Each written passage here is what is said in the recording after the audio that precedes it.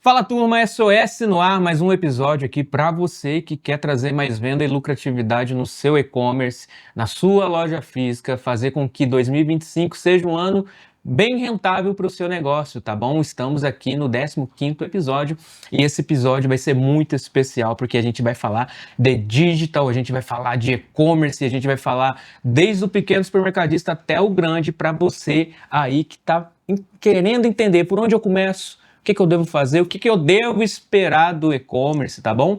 E para não esquecer, já vou pedir para você se inscrever aqui no nosso canal, curtir e compartilhar esse vídeo para o seu amigo aí que está pensando em vender online, né? Ou então você que quer comprar do teu amigo na loja online dele, mas ele ainda não tem, então compartilhe esse vídeo com ele para que a gente possa alcançar mais pessoas. Ajude a gente, porque você sabe, aqui o conteúdo é para fazer diferença no seu dia a dia, tá bom? Primeiro recado dado, é isso, turma, estamos aqui. Vou fazer uma outra divulgação, que é do outro podcast que a gente começou semana passada, o Lucra Podcast, onde a gente tem aí o primeiro episódio com Walter Longo. Saiu semana passada esse episódio, então é muito especial. Está eu, o Rafael e o Brunelli fazendo ali entrevista com conteúdos muito bom para você, tá bom? Outra coisa, siga a gente aí no Instagram, @lucravarejo, porque lá tem muito mais conteúdo além do podcast, tá? A gente traz dicas, a gente traz coisas que você pode colocar aí no dia a dia da sua loja, na sua operação, na sua ruptura, por exemplo, a gente ajuda você, porque você sabe que aqui a nossa consultoria ajuda você em todos os cantos, seja na sua loja, seja no seu e-commerce, seja no seu marketing, beleza? Mas bora lá, sem mais propagandas, já fiz aqui tudo que eu podia fazer, mas também o espaço é para isso, né, pessoal? A gente traz conteúdos relevantes para te ajudar, deixa a gente fazer uma divulgaçãozinha, né, Thay? Vale a pena, né?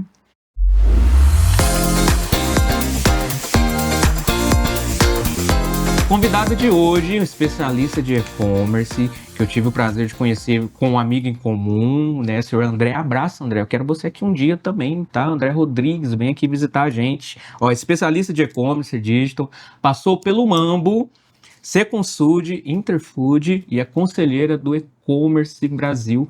Paula França, seja bem-vinda. Olá, obrigada, Evandro, muito bom. Conseguimos conciliar nossas agendas nessa correria do varejo.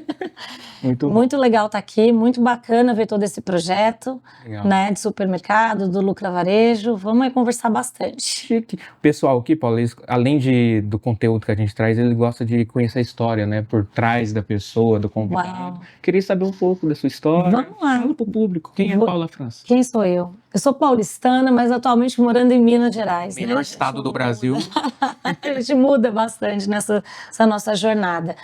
Mas a Paula está aí na história do e-commerce há muito tempo, né? Eu brinco que eu fui estagiária de uma agência, isso é verdade, lá em 99, não vamos aqui revelar muitas datas de idade, do projeto da Amélia.com do Pão de Açúcar. Que legal! E a gente fez o projeto de divulgação, de posicionamento no mercado da Amélia, que começou e depois de um tempo, né, ela não existe mais. Hoje existe o Pão de Açúcar maravilhoso, super estruturado, mas o Amélia teve que voltar. Então é uma coisa muito louca, porque em 99 a gente imaginava fazer e-commerce. Nossa! Né? A gente tinha Caloi, eu lembro que a gente era cliente da agência, eu era mídia, né? Imagina, eu era mídia, e a gente via esse mundo muito diferente. A gente comprava banner por número de cliques, de views, né, o suposto. E aí eu fui para minha jornada toda de varejo, fui para a C&A, fui trainee da C&A, que eu acho que foi uma experiência enorme. A gente aprende muito de varejo, de chão de loja, que a gente fala, né, na C&A. Depois da C&A eu fui para a Calunga também, e aí nessas duas empresas, a C&A ainda não, mas a Calunga no começo do digital, né, de entender como que vai começar esse digital na Calunga. Então era um processo, tinha o site, tinha os produtos e retirava-se na loja. Então passava uma Kombi, eu lembro disso, retirando na loja alguns produtos para depois montar o pedido e entregar para o cliente. Então são jornadas que ao longo a gente vai aprendendo, né? E aí eu fui construindo e fui evoluindo junto nesses 25 anos de e-commerce. 25 anos é muito pouco tempo, né? Não é não, Paula? Não, quando a gente fala do que o e-commerce virou em 25 anos, com né? certeza, com certeza. E aí eu fui para a consultoria, atendi vários clientes que tinham essa demanda de como eu vou para o e-commerce, né? Como eu me posiciono. Então, fiz um projeto para o BTG, na época do banco, do BTG Digital, fiz um projeto para a MSC também, e fiz um projeto para a Interfood, depois fui, né, me incorporei ao time da Interfood, que é uma distribuidora, como falar com o B2C, como a gente tem um digital.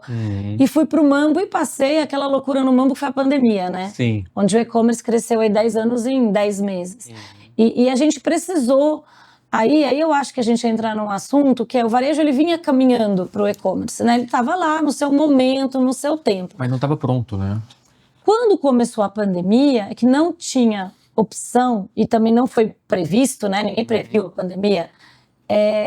Os que já estavam tiveram que se esforçar e aí se encontrar nesse rumo, e foi muito bom para eles no sentido de crescimento, mas também foi muito desgastante, porque teve tudo que se organizar, e quem não estava precisou entrar.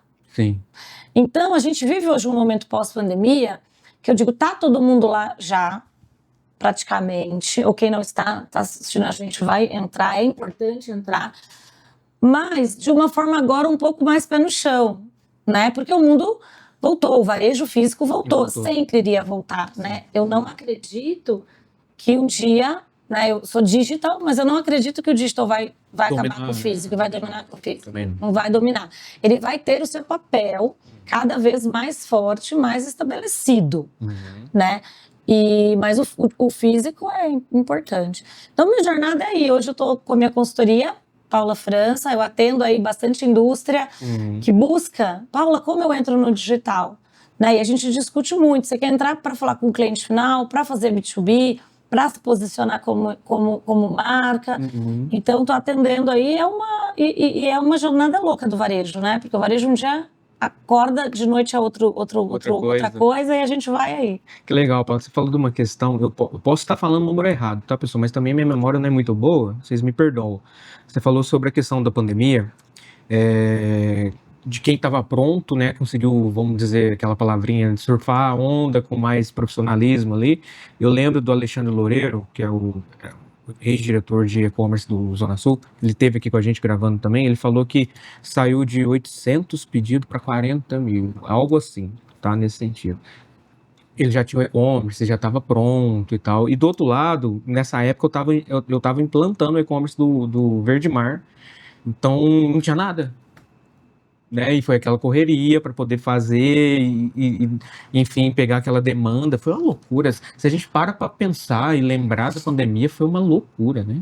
Foi uma loucura, porque principalmente no ramo do supermercado. Sim, porque a gente não é vital. Né? Você precisa comer. Sim. Você não tem outra opção, né? Comer e se higienizar, a pandemia, né? Tem esses pontos. E aí, eu acho que foi muito desafiador. No caso do Mambo também, como Zona Sul já existia o e-commerce, e realmente a gente dormiu no final de semana. No dia 14 de março, quando o Dória falou fecha tudo, a gente tinha 5, 6 vezes mais pedidos. E aí, encavalando janela, e aí a gente passou por um período de 15, 16 dias para entregar o pedido. Conta, né, de entregar. E aí começa a aumentar a ruptura, e aí começou... Então, assim, foi um processo de ajuste de quem tinha muito grande. Sim. Tá? Porque também é uma faca de 2 gumes, porque por mais que você cresça, a nossa preocupação era, além do crescimento, não perder o cliente, porque não executar um mau serviço. Sim. Né? Sim. E quem entrou assim como você, vamos fazer, junto, vamos fazer. E foi legal. E depois, com o tempo, foi amadurecendo. Hoje o próprio Verde Mar tem um e-commerce estruturado, sim. Outros mercados. Eu acho que todo mundo entrou por necessidade. Então todo mundo entrou porque assim, eu fechei minha porta, eu preciso vender de algum jeito, eu vou vender para o digital. Hoje a gente tem uma outra opção, que eu acho que isso é muito bom desse podcast e de conteúdos, que é, tá bom, eu tô lá, agora vamos redefinir meu rumo. Por que eu tô lá? Né? Por que eu tô lá? Qual é a minha meta digital? Né? Porque naquela época a meta era, eu preciso vender de alguma forma. Sim. Fechou minha porta aqui, eu preciso atender meu cliente, eu tenho estoque, vamos lá. Hoje é o que eu quero com isso? Né? Eu quero que ele seja uma grande parte do meu mercado, eu quero que ele seja complementar, eu quero que ele venda produto de margem mais alta, ou eu quero que ele venda oferta, quem eu quero trazer. Eu acho que agora está no momento da gente pensar, né, como reorganizar. E se eu não estou ainda, eu quero entrar. Mas para que eu quero entrar? Acho que essa é a primeira pergunta. Vamos começar com isso, Paulo? Vamos. Onde que eu devo começar?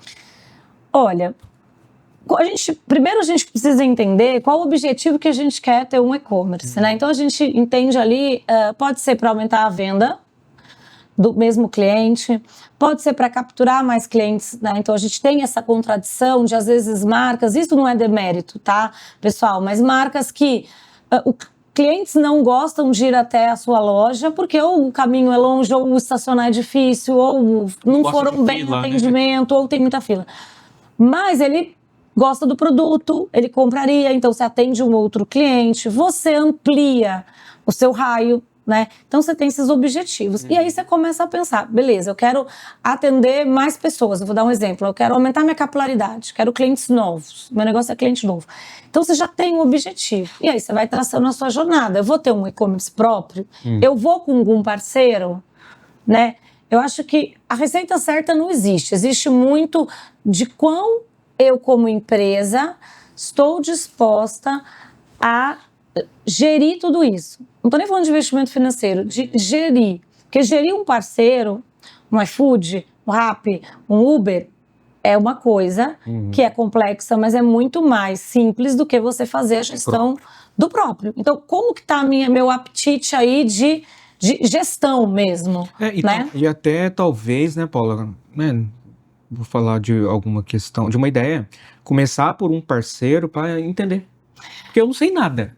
Deixa eu ver como que o iFood funciona, Então, o que eu tenho que fazer, se eu tenho que separar ou não. O que ajuda, por exemplo, começar por um parceiro, porque muita gente fala, nossa, mas o Jean, do amigo meu do conselho, ele fala, mas você está construindo uma casa num terreno alugado.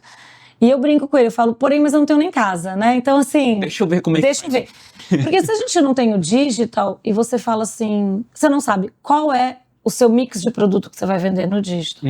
Você não conhece. Qual é o ticket? Qual é a periodicidade? Quais são os horários? Então, começar por um parceiro te ajuda, porque você não vai ter o nome daquele cliente. Mas eu não vou ter o cliente. Mas você vai ter o estudo daquilo. Olha, eu vendo mais açougue. Terça-feira eu tenho... Então, você começa a se organizar para pensar se você quer trazer aquilo tudo para dentro ou se você começa a operar, a separar, a entender, a criar processos, né? Porque o dia a dia da operação, ela é muito intensa. Sim. E por mais que você vá, treine a equipe, chame todo mundo, dê uma apostila, o dia a dia é diferente. Ele vai aprendendo ao longo... A rotina consome, né? Da jornada, né? E é muito complexo. Então, começar por um parceiro, talvez em alguns momentos, seja mais interessante. Mas a minha comissão é alta, eu pago muito. Então, mas você está pagando o quê? Vamos mudar o raciocínio. Eu estou pagando, mas eu estou aparecendo em mais lugar. Porque onde o iFood chega, onde a Rappi chega, o Uber chega, talvez você não chegaria. De visibilidade, né? Só para complementar, Paulo, a gente fez um estudo de um cliente nosso do Rio, que ele tem a plataforma dele, né? Ele tem um canal próprio, tem o iFood, tem outros marketplaces. Aí a gente fez uma análise de CPF dos últimos 3 meses. Não sei o que aconteceu aqui nesses 3 meses, mas nós identificamos que apenas 10% dos clientes que estão no iFood compraram no canal próprio. Quem está no canal próprio não está comprando no iFood. São perfis totalmente diferentes. Eu já fiz esse cruzamento no Mambo. Posso falar porque tinha um contrato lá que até permitia, e a gente pegava 5% de capilaridade. É isso. Então, assim, o cliente, que é isso que eu falo, o cliente do marketplace hoje, né, falando de marketplace, desde o Mercado Livre, Amazon, Shopee, Temu, tem todo mundo chegando aqui no Brasil, também os de fora, ele é aquele cliente. Sim. Então ele escolhe, é isso que eu falo, ele escolhe o iFood, ele fala assim, não, eu vou hoje... A gente vê isso com a gente, consumidor restaurante. Vamos comer o quê? Não sei, deixa eu entrar aqui no iFood e ver o que tem. Exato. Você já escolheu o seu canal. Sim. Agora, se você não estiver lá, pode ser que você perca a sua venda. Exato. Então, é fazer esse raciocínio, né, onde eu quero estar. E para supermercado tem funcionado muito as plataformas. Tá? Ainda é complexo o supermercado online, mas tem funcionado muito, né? Muito bom. Isso aí é legal, porque a gente estava discutindo sobre a questão do iFood com esse cliente, né, que esse cliente não estava entendendo, né, o motivo pela qual as pessoas deram preferência pelo canal do iFood, sendo que ele paga tantos por cento a mais, né, por conta da margem, enfim, do iFood. Falei, beleza, eu entendo também a sua dúvida, mas o iFood te obriga a entregar na hora. Então ele já compra sabendo que você vai ter que entregar na hora, senão você vai ter que devolver esse dinheiro, tem as outras questões. Se ele comprar no teu canal próprio, ele não sabe se vai entregar. Hoje você tem uma deficiência operacional, hoje você tem uma deficiência logística. Então esse medo de, poxa, será que vai chegar e tal? Pelo iFood, pelo menos. É isso. E sabe uma coisa, Evandro, que eu falo muito, até quando eu dou aula ou quando eu faço palestra, o e-commerce não vende produto. A não ser um e-commerce muito específico, tá, gente? Um e-commerce que vende uma peça. O e-commerce vende serviço. Exato. Porque assim, arroz é arroz em qualquer lugar, né? Então eu vou comprar arroz no supermercado A, na venda da esquina, naqueles mini mercados que tem no meu prédio, qualquer lugar. Por que eu escolho um ou outro canal? Serviço. Então, pra gente se fortalecer no digital, a gente tem que pensar como eu tô com o meu serviço. Esse que você falou, o serviço da operação, ele é complexo, ele necessita de tempos de amadurecimento. Então eu vou entrar, eu tenho que entender, peraí, quanto tempo eu acho que eu vou amadurecer? Será que um iFood não me ajuda a amadurecer? Porque ele também vai me ajudar nos processos e aqui eu vou entendendo como eu faço, até eu construir meu time próprio. Então acho que é todo primeiro a gente tem que entender, né, para onde eu quero ir, para saber como você construiu essa estrada toda. Sim, bom. E a rentabilidade disso, qual? A rentabilidade é um ponto importantíssimo, né? Todo mundo fala assim, quando começa a dar lucro e dinheiro? Eu acho que, assim, tem umas coisas...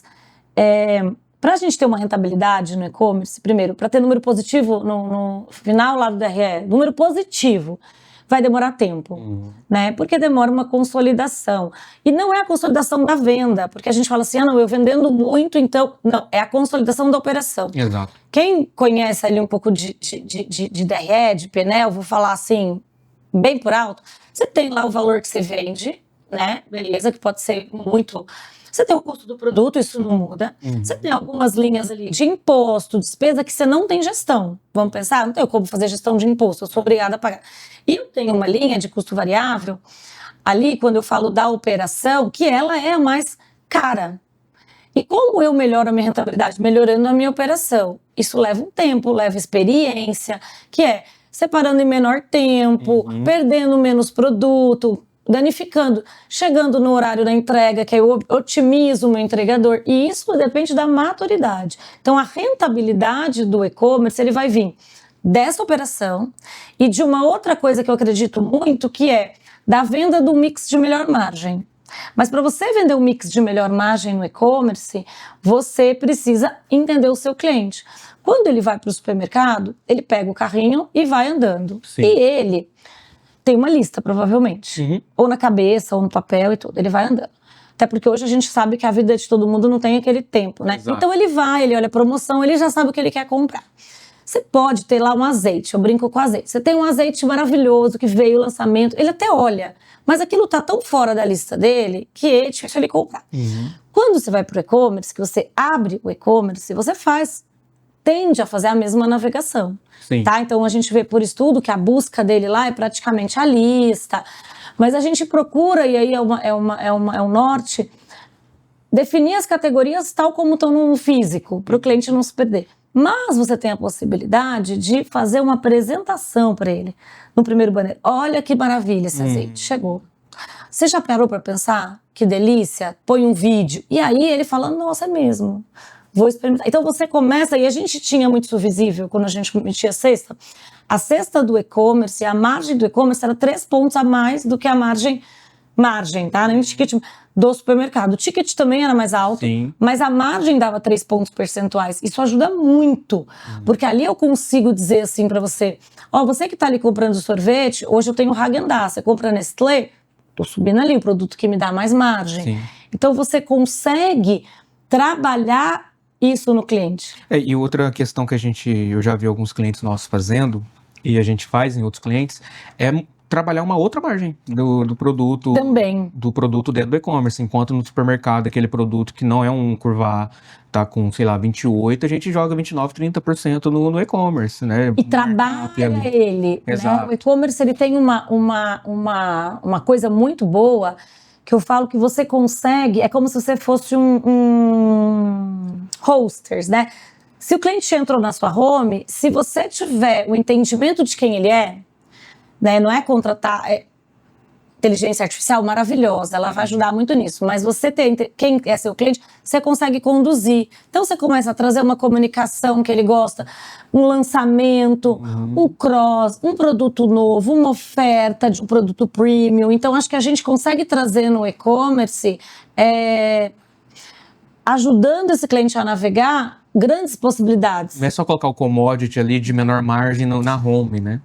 Então, essa é uma briga que eu brigo muito, porque numa empresa que eu passei, a gente tinha lá o dia do açougue, né? E tinha lá o dia do açougue na loja física e no e-commerce, o mesmo dia do açougue lá, terça-feira, não vou lembrar se era segunda ou terça. E era uma rede BC, classe BC, então tinha lá carne moída, patinho, maravilha. E eu falava, gente, a gente tem que ir para o e-commerce diferente. Não, Paula, mas por quê? Porque o que acontece? A commodity, aí vou colocar o açougue como carne, você come por arroz. Se eu abaixo o preço do arroz, você vai comer mais arroz? Não. O que vai acontecer? Você vai comprar arroz para mais tempo. Então você compra o arroz desse mês e do mês que vem. Sim. Você vai falar, que legal, faturei melhor arroz, mas mês que vem você vai faturar menos. Então como que a gente trabalha isso no e-commerce? Se eu tenho um cliente que compra muito carne moída e patinho, no açougue, naquele dia no e-commerce, eu faço uma oferta de alcatra. Porque é uma coisa que ele não consome no dia a dia, eu conhecendo o meu cliente, ele vai consumir. Ele não vai deixar de comprar as outras coisas, porque isso vai ser um agregador da rotina dele, né? Então eu falo, o e-commerce ele ajuda muito nesse inspiração, desse desejo. Então, eu sempre quis comprar um Toblerone e nunca compro porque não faz parte da minha cesta básica de supermercado. Se eu entro no e-commerce, eu tenho uma oferta dele e eu consigo colocar ele no meu carrinho, olha o ponto que você ganha com esse cliente. Né? Então ele consegue trazer para esse cliente uma oferta que dá uma margem melhor, que dá uma experiência melhor, Exato. que traz esse cliente para um outro lugar de consumo. Então, isso é muito interessante, né? E falando nisso, é porque no dia a dia, né, é o que você falou, a rotina acaba consumindo um pouco, né?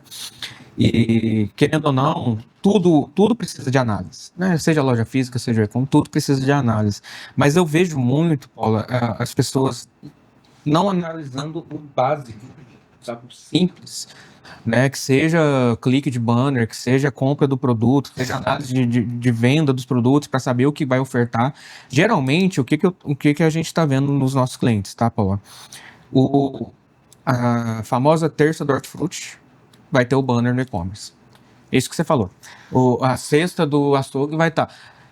Só que são consumos totalmente diferentes. Uma análise que é feita aqui não precisa ser a mesma ação dentro do e-commerce, são coisas totalmente diferentes. Né? Eu acho que até pode ser a mesma ação, mas você não precisa dar toda a visibilidade para ela. Por exemplo, vou dar um exemplo aqui. É o açougue. Legal? Beleza, o açougue. Então eu vou pôr o mesmo preço, mas em vez de eu colocar o banner do açougue, já que o cliente sabe, eu vou colocar um banner de itens para churrasco. Sim. Então, e a minha pergunta é, será que é o mesmo patinho? Será que você analisou a venda do e-commerce e viu que era um outro produto? Vou te dar um exemplo. Sim. Tem um cliente nosso que ele tem 26 lojas e o e-commerce está em 12. A gente fez a análise de consumo de cada dessas lojas. Cada loja, os 10 primeiros itens de venda, totalmente diferente. Um é Heineken, o outro é leite, o outro é... Então, eu acho que assim, eu quero montar um e-commerce, o que eu preciso ter, né? Acho que em primeiro lugar, eu falo, primeiro lugar, onde você começa? Você começa com uma pessoa, um analista, uma pessoa que entenda de dados, para olhar isso tudo. E aí eu vou lá atrás, assim, olhar se o cadastro está bem feito do produto. Gente, vamos pensar, né? Quando a gente está no supermercado e vai no físico, você pega o produto, você olha, você lê, você tira a sua dúvida ali. Quando você está no digital, você só tem uma tela para tirar suas dúvidas. Então, quanto mais claro você for. Então, o cadastro está pronto, está na categoria certa. Então, ok, a busca vai estar ok. E vamos puxar dados, como que estão nossas vendas? De segunda, de terça, de quarta? Loja física, bate ou não bate? Nossa, não bate nada, que legal. Então a gente pensa de um lado, não bate porque eu cruzei e vi que é o mesmo cliente. Dando um exemplo, é o mesmo cliente que compra tudo. Então, ok, vamos seguir a mesma linha. Então não tem a receita, tem o quê? Análise. Então, eu vou contratar um gerente de performance. Primeiro, você tem que contratar eu brinco que é a equipe da loja perfeita, sabe? Aquela equipe que vai, que vê se o produto tá com a foto ok, se o produto tá nomeado, se o produto na busca ele aparece, se ele tá disponível, se a categoria tá correta. Então, essa equipe, porque não adianta a performance trazer o cliente para sua loja, a loja tá bagunçada, ela não vai vender. Essa é a minha briga todo dia. Então, assim, porque performance abre os olhos, né? É lógico. Nossa, vamos fazer Google. Quanto eu tenho que pôr no Google? Qual é o melhor ROI?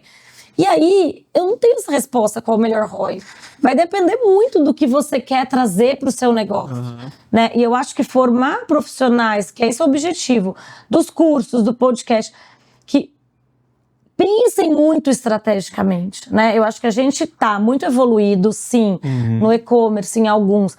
Na parte de operação, na parte de dados, mas essa é a análise estratégica. Lembrando que e-commerce é comércio com ezinho na frente. Então a gente faz comércio, a gente compra e vende. Então vamos voltar lá no comércio antigo, né? Assim, é a mesma função. O e-commerce, ele não é um mundo lindo de Google, né? Que fica no puff, desce lá o cone e fica todo mundo achando performance, vai pro Google, pro TikTok. Isso são mídias que podem ajudar muito, ou não. Vai depender do negócio. Mas ele não deixa de ser comércio. Exato. E o que é o comércio? Eu tenho um produto bom, eu tenho um produto adequado ao meu cliente, eu tô com o preço adequado, eu tô com a minha entrega satisfatória, eu combino 2 da tarde, eu chego às 2, eu chego 2h05, 2h05 não é 2. Exato. Então, assim, como tá a parte comercial mesmo, compra e venda do meu negócio? E aí eu tô oferecendo métodos de pagamento para eles seguros, satisfatórios, né? Então, como que eu faço? Como eu tô com o meu básico? O meu básico tá bem feito? Aí eu vou pros outros, né? Aí eu vou pra inteligência artificial, aí eu vou pensar outras coisas. É isso que eu ia falar. Eu ia tocar exatamente nesse assunto, porque eu postei no LinkedIn, né? Falando Tive que uma você pergunta. viria aqui, teve a pergunta sobre como a IA ajuda, né? O varejista, enfim. Só que antes da IA, a gente tá falando de IA para quem não tá sabendo utilizar a oferta dentro do... É isso, pensa assim, ó, vamos pensar varejo físico, pode ser o complemento. O que adianta, por exemplo, um supermercado pôr um robô no meio da loja que você clica e ele te dá a localização do produto? Legal. Só que o produto não está abastecido. Exato. Só que o preço não está lá. Então, assim, eu acho a IA incrível, eu acho que a gente tem que usar.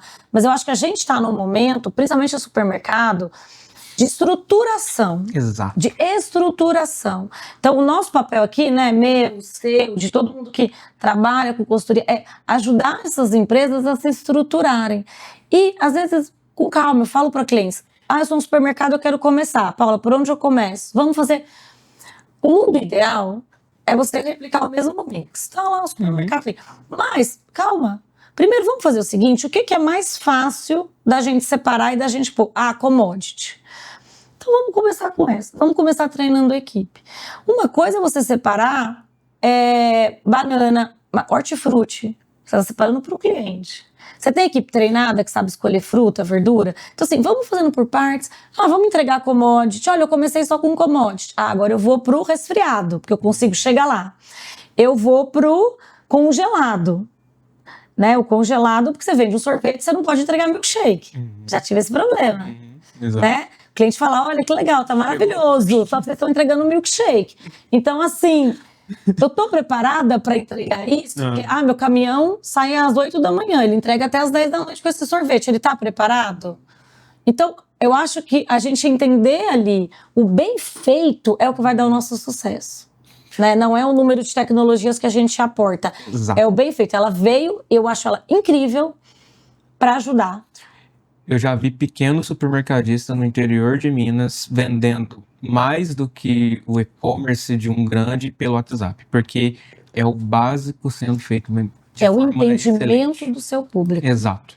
É o entendimento do seu público. Quando você entende que aquele público não está aderente ao e-commerce plataforma, por exemplo, como que você pode ajudar ele? Como que vai atendê-lo? Como né? que eu atendo? Né?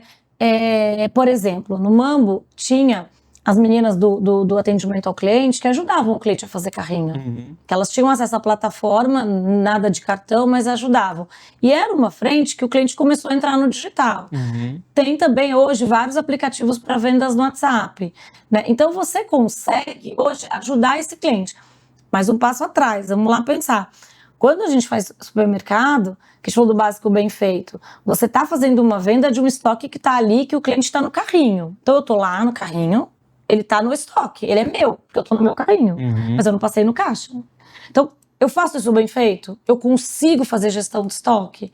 Então, olha quantas arestas que tem que ser olhadas. Então, vamos diminuir, começa com menos produto, vou vender aquilo que é fácil. Depois eu vou para o outro. Depois, eu vou vender açougue. Maravilha, vende super bem.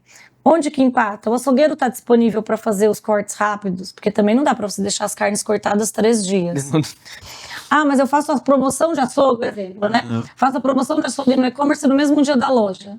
Mas eu não consigo entregar porque o açougueiro... Então vamos fazer num outro dia? Exato. Né? Sim. Porque vamos entender como eu consigo operacionalizar. Pensa no negócio como um todo. O e-commerce é mais um jeito de vender. Não é só um site. Não é só um site, mas ele é mais um jeito de vender. E ele não é também, todo mundo tem, eu tenho que ter. Tem gente que nem não pode ter, né?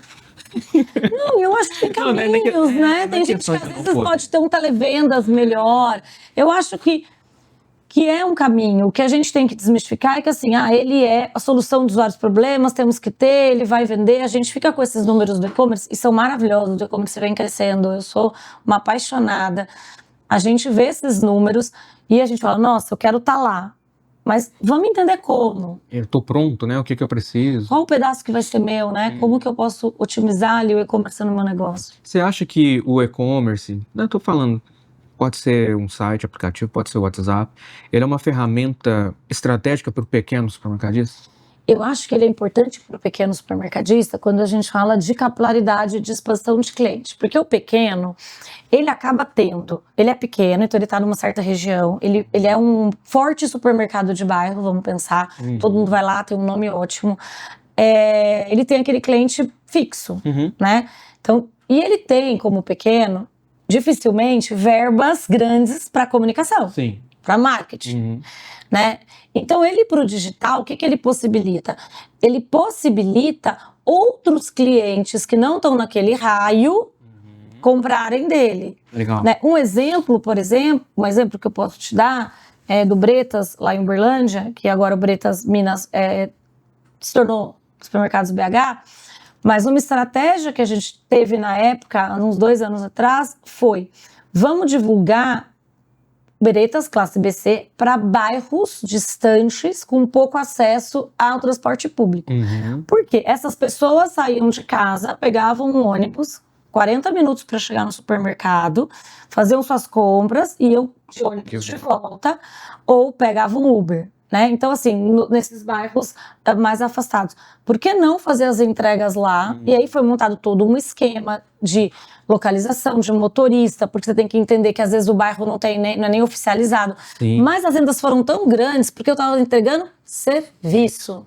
No Presunic, no Rio, posso dar um exemplo, a gente fez uma parceria com o Na Porta para entregar nas comunidades. Legal. Então, Na Porta é uma startup que ela faz essas entregas. Ela tem os seus armazéns, eu vou dizer, seus bunkers na frente das comunidades ali. E aí você deixa ali e ela entrega lá em cima na comunidade. Então, a pessoa precisa subir, descer com sacola. Então, você começa a entregar serviço. Mas por que a gente chegou na comunidade dessa maneira? Porque a gente começou a ver... Vou pesquisar quem vem aqui nessa loja aqui perto da comunidade. Poxa, você mora, eu subo ali. Então eu venho todo dia e compro só um pouquinho. Porque aí, poxa, se a gente chegasse lá, será que ela não ia comprar mais? Como que a gente chega lá? E aí a gente começa a pensar como...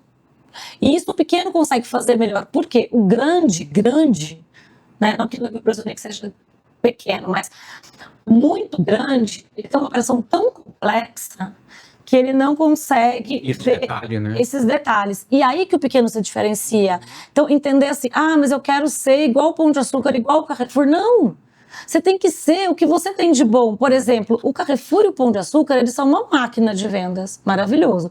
Mas o supermercado de bairro, que você deu um exemplo, ele tem uma padaria que o pão sai 4 horas da tarde. Se ele faz uma campanha no e-commerce, dando um exemplo, né? E fala assim, compre... e a gente vai entregar 4 horas da tarde, o motoboy vai entregar na sua casa em meia hora. Até 4h30 você recebe o pão quentinho. Você acha que um grande faz isso? Não faz. E aí você consegue trazer para o seu cliente o serviço. Olha, eu entrego o pão, eu entrego o seu açougue na hora do almoço. né? O grande, ele tem restrições, porque... É uma operação muito Como que eu complexa. atendo o meu cliente melhor, né? Então, vamos pensar, não vamos querer, assim, né, dominar. Como eu atendo o meu melhor? É na comunidade? É no bairro mais distante? Falando para aquele cliente, olha, a senhora que está aqui, que eu sei que a senhora vai chamar um Uber para ir buscar, da próxima vez, compra no e-commerce, a gente entrega para a senhora. Você faz esse cliente feliz e comprar mais e fidelizar. Né? Então, você também faz um outro movimento com o seu cliente da loja física. Sim. Você falou de algumas questões aí que envolvem logística, né, Paulo? Por exemplo, esse aí, com a parceria com a Na Porta, entregar para esse cliente que mora 40 minutos da loja. E eu recebi uma pergunta do Erivelton Pereira sobre como a logística ajuda o varejo hoje. E você já deu, né, alguma... Eu acho que a logística ajuda muito. E eu tenho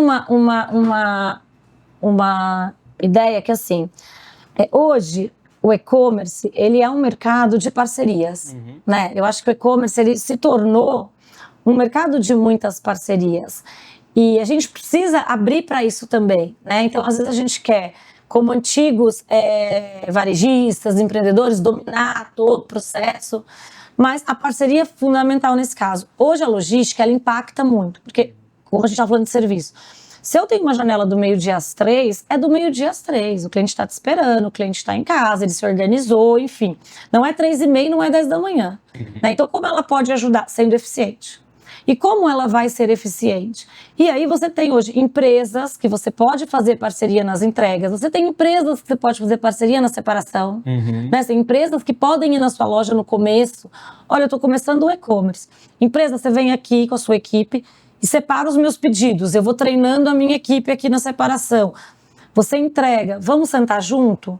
E nessa questão, o pequeno tem vantagens, falando do pequeno, porque como ele domina mais o negócio dele, ele tem uma gestão próxima dos parceiros. Essa gestão próxima traz melhor essa eficiência. Sim. Né? Eu acho que a logística ela é fundamental pro e-commerce, não tem como para qualquer, né, e-commerce. Sim. Mas vamos pensar uma coisa.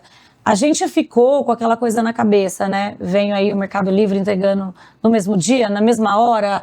Daqui a pouco, assim, você nem comprou, já tá tocando a sua campainha. E o cliente ficou assim, para agora, preciso agora, tudo é agora, né? Eu vou comprar um presente de Natal, que eu vou dar no Natal hoje, tem que chegar hoje. Né? É uma loucura. O que a gente tem que fazer é... O Mercado Livre tem todo o expertise dele. A gente não precisa fazer isso. A gente só precisa alinhar com o nosso cliente. Se é amanhã, é amanhã. Né? Se é hoje, é hoje. É um combinado, né? Se eu não conseguir entregar em 2 horas, eu não vou fazer venda expressa. Né? Então, assim, acho que a gente tem que ter esse combinado com o cliente. Ser honesto, né? Com a gente mesmo. E cumprir. A logística, ela tem que estar muito nesse... Cumprindo o combinado. Eu falava muito com a equipe de logística. A gente precisa cumprir o combinado. Ah, se é 10 dias, lógico que o supermercado não dá, mas se é 10 dias, é 10 dias. Não é 11, 12, 13. Então, acho que a gente precisa ter essa logística estruturada como parceira. Ela pode ser própria, ela pode ser parceira. Mas a parceira, ela é muito mais rentável no sentido que você paga por entrega, você pode pagar, fazer rotas ali mais eficientes, né? Então, você tem aí... Eu já trabalhei com logística própria, caminhão próprio, motorista próprio. Ela é mais barata e eficiente quando ela é madura. Quando não é. Mas ela demandou um investimento. Caminhão tripartido, caminhão com congelado, caminhão com gelado e seco. O motorista que consegue pegar pedido em 3 portas e não errar. Sim. Então, assim, né, ela é mais madura. Mas hoje você tem um monte de parceiros que fazem as entregas e que você pode trazer isso para a sua parceria. Respondido aí, Erivelton. Aliás, obrigado pela pergunta, tá? A gente está tentando trazer o público mais para perto, sabe? Não, boas perguntas. Se quiser também mandar perguntas depois, né, pelo LinkedIn, a gente responde também. Estamos lá no LinkedIn, tá? Segue a gente, Evandro Júnior, Paulo Santos França. Beleza? Já aí, mais um merchan pro dia. Mas, Paula, me fala qual foi o teu maior desafio frente...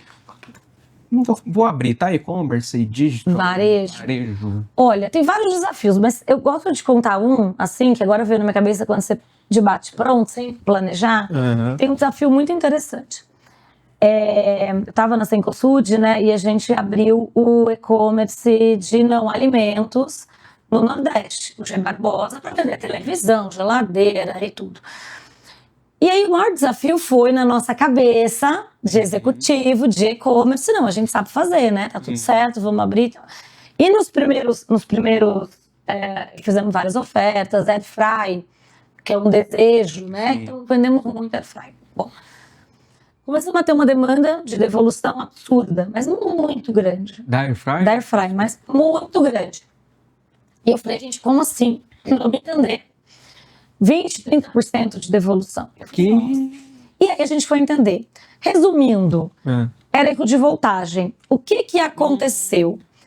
A gente subiu a plataforma, a gente tem lá o produto 110, 220, mas faltou o quê? Acho que isso é desafiador.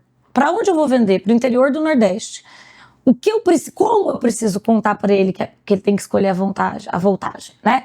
E sempre, por exemplo, na ordem vem o 110, só que lá é tudo 220. Então, como isso serviu como um bench para falar, peraí, que mercado eu vou atuar? Quem é esse público? Né? Como ele pensa? Essa pesquisa, né, que antecede a venda. Pesquisa de conversar com esse cliente, como ele quer ser atendido. E aí a gente falou, nossa, a gente está pecando. E aí vamos tentando, né? Vamos pôr na plataforma, verifique sua voltagem. E fomos introduzindo ali maneiras, isso na questão da plataforma, de entender aquele mercado do interior do Ceará, do interior do Sergipe, que não tinha como habilidade e nem usabilidade de comprar pela internet, foi comprar porque viu o preço. A gente capturou esse cliente, foi muito interessante, mas a gente precisa também ajudá-lo, né? Quem é o cliente que a gente quer capturar? Como a gente captura ele? Então foi um desafio, assim, a gente perdeu ali um dinheiro, mas acho que a gente aprendeu bastante também, né? Tem vários desafios. Na pandemia foi um desafio operacional e de gestão de estoque gigantesco. Sim. Né? Então também foi um grande desafio entender até onde a gente vai. Chegou num momento, no Mambo, isso é uma coisa engraçada, que eu virei, né, pro CEO e falei, vamos fechar o e-commerce.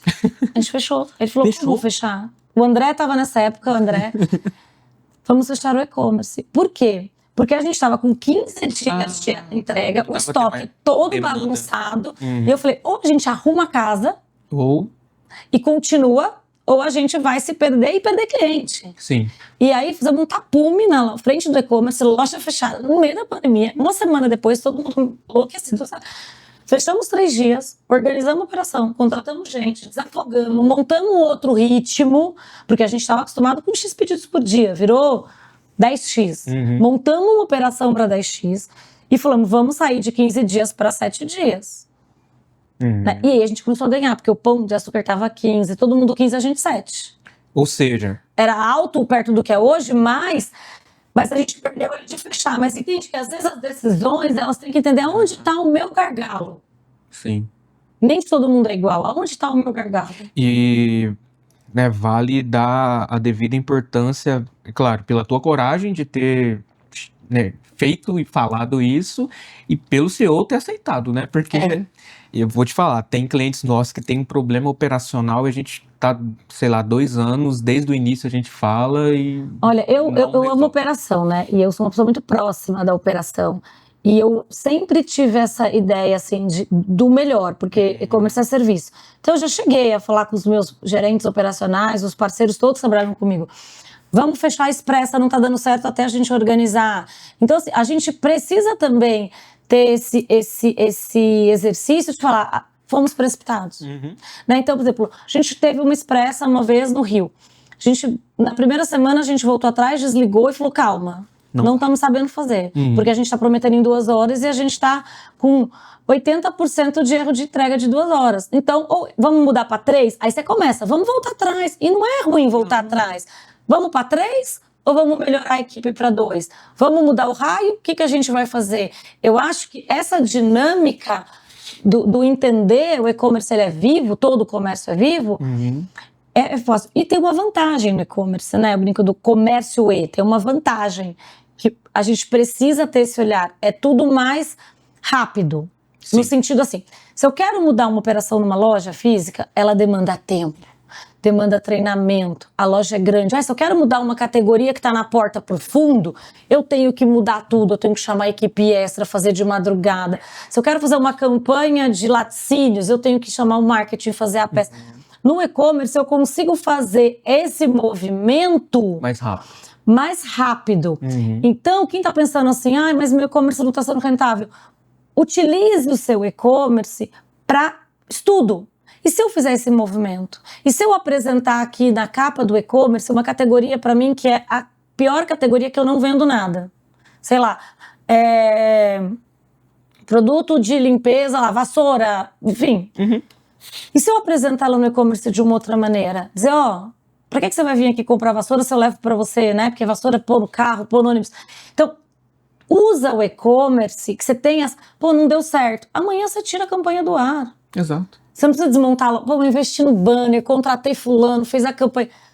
Faça o e-commerce uma plataforma de comércio, mas aí volta no que foi primeiro. Primeira pessoa do e-commerce, não é o gerente de performance, é o pessoal de cuidar da loja, né? O pessoal da loja perfeita, que eu brinco. Então, assim, tirou o banner, desligou a promoção, vamos para a próxima.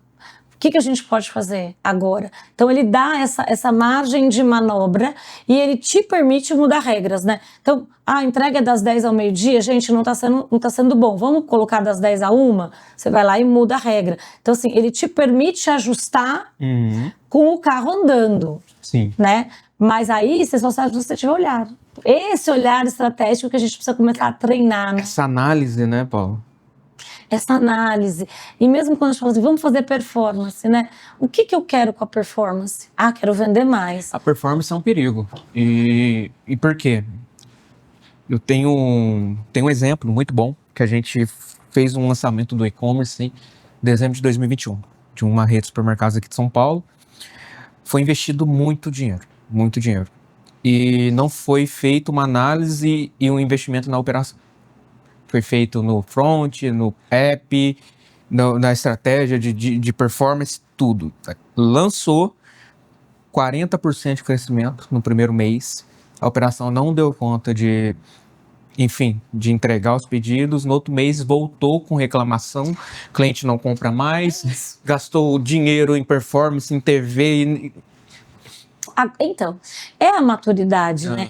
E aí a gente tem que lembrar que ela é diferente um pouco do físico, porque o físico, você abre a porta, e quando você abre as portas de um supermercado, nenhum dono de supermercado aqui, né, um pouquinho que eu tenho quase, você põe a mão no fogo, faz isso de forma imatura. Então ele tem lá, se ele tem açougue, ele não abre o supermercado sem um açougueiro, né?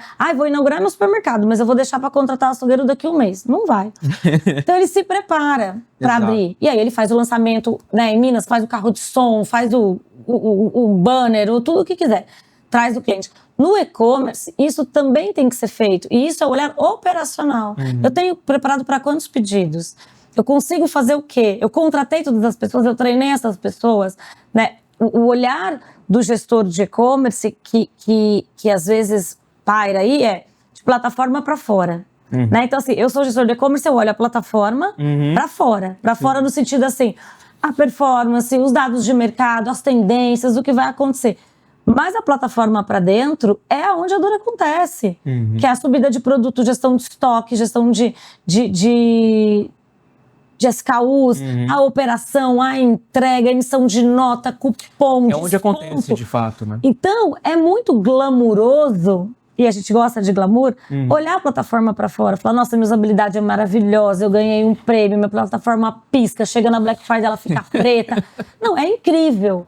Mas, sabe, minha performance tá com um ROI maravilhoso.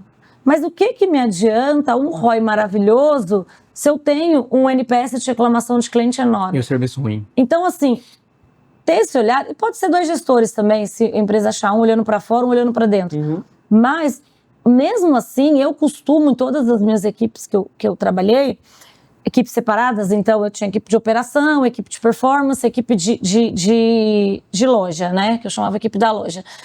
Mas todo mundo participava de todas as reuniões. Porque quando a equipe de performance falava assim, olha, vai ter uma campanha, a gente está investindo numa mídia nova e vai ser legal. A ideia é que a ideia ela apresentava capturar tantos pedidos a mais. A operação tinha que falar, opa, vai ser aonde? Vai ser na região X. Então tá. vai lá, avisa a operação, organiza. Então, ter essa interseção. Olha, gente, lançou um produto novo. E tinha muito isso no supermercado, né? A pessoal de produto tinha um e-mail que eles mandavam incrível, que era produto que mudou de embalagem. Isso acontece, gente. Gramatura. Tudo. E a operação fica perdida às vezes. Então, operação, aí vamos ensinar. Então, esse 360 de todo mundo estar envolvido e entender a dinâmica, ela cresce, porque ela ajuda você a entender seu cliente, onde você quer chegar, como melhorar, aonde parar, aonde começar, sabe? E a operação gritar, ó, performance, calma aí, tá vendendo muito mais do que a gente imaginou, tira o pé que o meu estoque tá acabando. Exato. Então, você consegue ter ali essa sinergia. Mas é esse olhar para dentro, que é importante. Vou entrar num assunto agora, Paula, que a gente está falando dele desde o início do ano, tá? E é algo que, quando a gente olha para varejo, você tem muitas notícias, enfim, que é a questão da falta de mão de obra no varejo. A gente está vendo supermercados que não conseguem inaugurar lojas que estão prontas porque não tem mão de obra. Sim. A gente está vendo franquias milionárias, McDonald's fechada porque não tem mão de obra. O que o supermercadista, na tua visão, pode pegar esse problema, né, e utilizar de uma forma estratégica e eficiente a parte do e-commerce? Porque, querendo ou não, demanda de uma menor mão de obra do que uma loja física, enfim, né? Sim. Dadas as proporções de venda. Qual que é a tua visão sobre isso? Olha, eu acho que existe esse problema, eu tenho visto muito isso, né? Outro dia eu fui a um supermercado lá em Uberlândia e até falei, nossa, quantas pessoas eles estão contratando, porque realmente a mão de obra é um processo que vai ter que ser entendido. Eu acho que vem muito da questão da rotina, porque ela é puxada, Sim. Né? O famoso 6x1. 6x1, assim, igual a do shopping, e não é só supermercado, né? Que aqui tem vários varejos, farmácia. Então, não tô falando para tirar a rotina do 6x1, não vou aqui levantar a bandeira, mas vai ser uma coisa que vai ter que ser repensada. Não sei se é a jornada, mas a função, como ele fazer, plano de carreira, o que acontecer dentro, porque dá para fazer isso também no chão de loja, né? E a gente às vezes dá para fazer. A minha operação sempre foi 100% de quem era do chão de loja que veio para e-commerce. E aí vem para um outro mundo. O e-commerce, ele ajuda a dar o fluxo para essa venda, né? O fluxo que às vezes ele não consegue inaugurar a loja, ele começa a dar esse fluxo.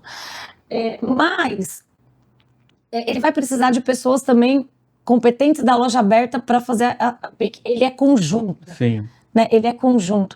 Eu acho que trazer talvez essa nova geração para trabalhar num supermercado, sendo envolvida no processo digital, pode ser um gancho. Legal. Porque é uma geração muito antenada com o digital, muito antenada. Então, assim, um aplicativo de separação, que você fique aqui, não vai ser nenhum bicho de 7 cabeças, né? Então, talvez mixar essas equipes nesse primeiro momento. Dizer, olha, você vai trabalhar aqui de manhã, eu não sei. Tem toda uma lei trabalhista, mas você vai também fazer a separação do e-commerce e também a reposição dessa área. Começar a trazer essas pessoas para esses dois mundos, vai dando aí um outro olhar. Entendeu? Porque essa geração nova, a gente é uma questão geracional, né? Sim, tem uma questão geracional e eu vejo também, Paula, algo que o Rafael falou na mentoria dele, que é sobre as oportunidades que hoje, por exemplo, uma pessoa que teria ali a oportunidade de trabalhar no caixa, né? Ela pode abrir um food service no iFood ou entregar compras no iFood ou indo para o Uber. Ela vai ter uma liberdade maior, uma questão financeira melhor do que o supermercado, querendo ou não evoluiu, né? Mas é isso, mas aí... né, daquele trabalho. Por que eu faço isso? Então, é que o supermercado, né, e aí a gente tá falando assim, ele é uma coisa muito antiga, né, 1900 e bolinha. E aí ficou-se também nessa gestão de pessoas operacionais. Ele é operacional. Exato. Mas vamos pensar que a gente também está numa geração que só o operacional já não basta mais. Exato. A geração é inspiracional. Então, por exemplo, por que eu vou entrar num caixa? Porque ali talvez eu possa participar de um processo, mas aí a empresa tem que estar aberta a isso. De um processo de entendimento do que é o caixa, de um fiscal, de uma tesouraria. Qual a importância? Eu posso ali, por exemplo, a empresa investir em mim em cursos. Eu entendo, eu vou vender batata frita no iFood, vou ganhar mais do que ser repositor de loja, por exemplo. Eu vou ser motoboy do iFood. Mas Aí, o que eu vou ganhar? Lá eu vou ser motoboy para sempre. Não desmerecendo, mas não tem essa questão. No supermercado, eu entro como repositor, eu posso ser chefe de seção. Como isso é me apresentado, como isso é trabalhado. Eu vejo poucos supermercados fazerem isso, tá? Treinar a equipe de base, ter programas para isso. Até Então, eu mesmo acho que gamificar, né? Poxa, isso. com metas e alguma coisa que ele possa ganhar mais ali. Plano da C&A, imagina isso lá em 2000, né? Que legal. Na C&A tinha um exercício para o pessoal da loja, que também é muito desgastante. Imagina você trabalhar na reposição e você trabalhar no guardar provador. Para mim era a coisa mais maluca. Guardar provador é muito complexo. Mas tinha ali um momento que era, eu não lembro, tá? Se era uma vez por ano, a cada 6 meses, que tinha assim, uma convenção ali e os funcionários punham ideias. Legal. Ideias legais, não eram ideias bem legais. E aquilo era ouvido e aquilo era implementado nas lojas. Então, assim, o gerente da loja, que tinha 300 pessoas, porque eu morei em Curitiba, tinha 300 pessoas na loja, ele falava assim, nossa, a operadora do caixa deu uma ideia de, sei lá, olha que louco lá, era a operadora do caixa, de pagar cartão, do financeiro, não do caixa das roupas. Ela tinha dado uma ideia na época que era tempo da fila, né, tinha que ser 10 minutos. E o cliente falava, já passou. Falou assim, não, a gente vai dar para um cliente, no fim da fila, o cronômetro, e ele tem que chegar com o cronômetro antes de zerar na fila. E aí os clientes ficavam tranquilos na fila, elas corriam, elas achavam legal. Então, assim, era um jeito de motivar ali a agilidade, mas trazia as ideias, a gente fazia as pessoas participarem. No e-commerce eu tinha tendência a fazer muito isso, ver o separador e falar, me diz, o que tá? Aí falava, tá muito ruim aqui. Nossa, isso aqui, ó, eu vou pôr a carne aqui, não sei o quê. Ou, nossa, Paula, o vinho, difícil, porque a foto que tá aqui não acha a foto que tá ali. Ouvir, ó, fulano, eu implementei aquilo que você falou, tá bem legal, hein? Por quê? Porque eles que estão ali. Exato. Né? E o operador de caixa, o Mambo tinha uma função muito legal, não sei hoje, tá? Já faz uns anos que eu saí, que ele tinha um gerente de caixa. E não era um gerente que ficava de fiscal, era um gerente que via qualidade do atendimento, ouvia essas meninas que ouvem reclamação, porque você está ali no caixa, você, né? Ouvia o que elas tinham para trazer de melhoras. Elas eram tidas num departamento, tinha premiação e tinha valorização. Elas eram tratadas como a última ponte do cliente. É porque ela que tá ali vivendo. Então, assim, se você conseguisse, o supermercadista, é lógico que é complexo fazer isso, principalmente supermercados pequenos, mas conseguir trazer essas pessoas para jornadas mais de contribuição, né? Faz uma roda de conversa uma vez por semana, falei, como foi a semana? Quais são os seus problemas? Eu fazia isso na Calunga, em 2003, eu fazia muita roda de conversa com os repositores, dizia, é muito difícil, sei lá, colocar os lápis de cor. O que vocês sugerem? Vamos pensar. O que ficaria melhor? Vamos tentar? Isso não dá. Isso é empresa, porque também é função do gestor.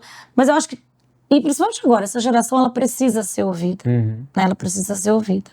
É lógico que a gente tem umas questões aí, acho que a pandemia escalou isso. Eu tenho algumas questões, a pandemia pôs todo mundo no digital.